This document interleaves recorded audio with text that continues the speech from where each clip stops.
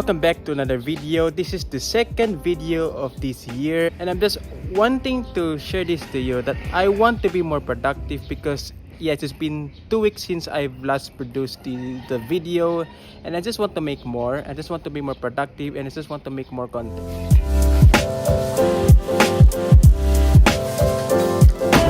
I was like, I've been stuck here in this place watching a couple of videos, and I didn't want to say that I'm not ambitious with making videos. I was just learning. Just so you know, I happened to bring with me my notebook, and I just came from studying a bunch of new words that came new to me. I'm learning a bunch of new words that will aid in my vocabulary because I had realized that some of the words that I use in common when I was asked to describe certain things were pretty stuck in my knowledge that is just pretty basic, and I want to expand my knowledge and my vocabulary a bit. That's why I list down all the words, all the common words, what are the words that I need to use instead of very, and some of the handy words that I might be using, and it's Tagalog term.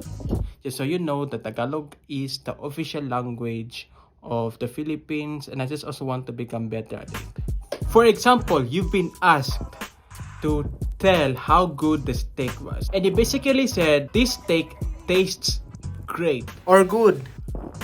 Well, there are two types of vocabulary. We have the surface vocabulary and the deep vocabulary. The surface vocabulary is pretty much your vocabulary that you use without any much thinking or without any much time. It's already been made ready for you to use, all the available words that are ready for you to use. And you've got this deep vocabulary, which contains a more specific, concrete meaning of those specific words. In your surface vocabulary, this steak tastes great, tasty, fine, yummy.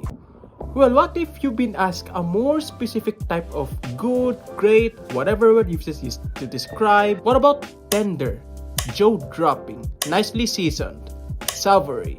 These are more specific definitions that you will have to use in order to ensure less ambiguity in your ability to describe certain things. The reason why this is important to me is because I want to articulate my speaking, which is one of the best weapons for me to be able to deliver better storytelling techniques.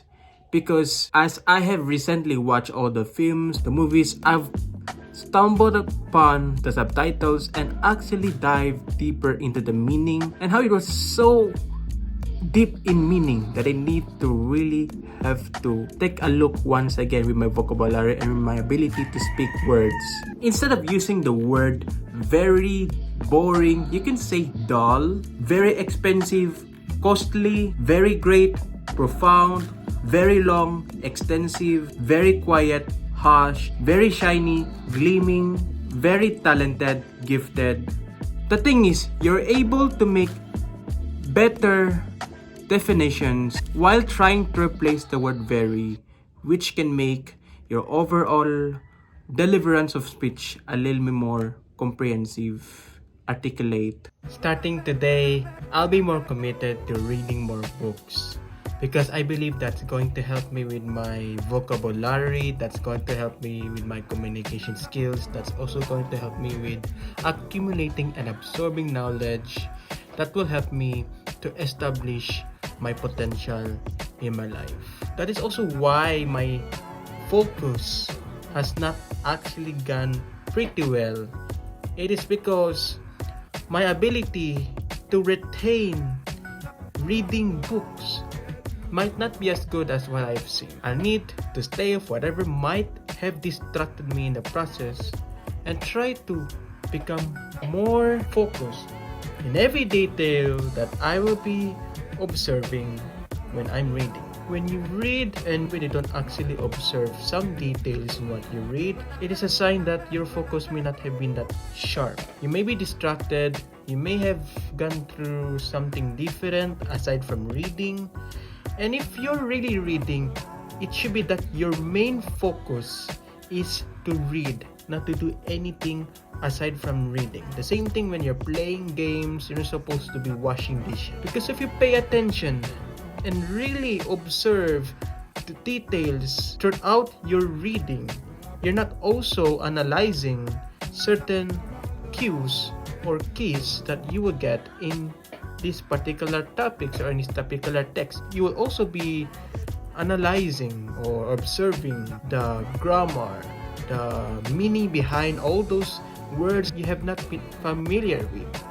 Contentious, implausible, all these words that you have not known the meaning of. And then once you realize that you have a lot of things to work on in your mind, you start to figure out that things will become easier for you to handle because of your ability to focus and your ability to analyze that you also need to work on with some of your weaknesses. That will make you a better person. And I believe that is what will help me in the long run for this chapter. And maybe focus is what actually makes me make more videos like this. And I'm hoping that whatever I share here right now can mean a lot to you. And that is all that I want to share in today's video. This video is just all about things that I just share. There's really nothing interesting about this video except the things that I shared to you, which is important to help you to develop your character and do something more for this year. And this is all that I can share, and I'll see you in the next video.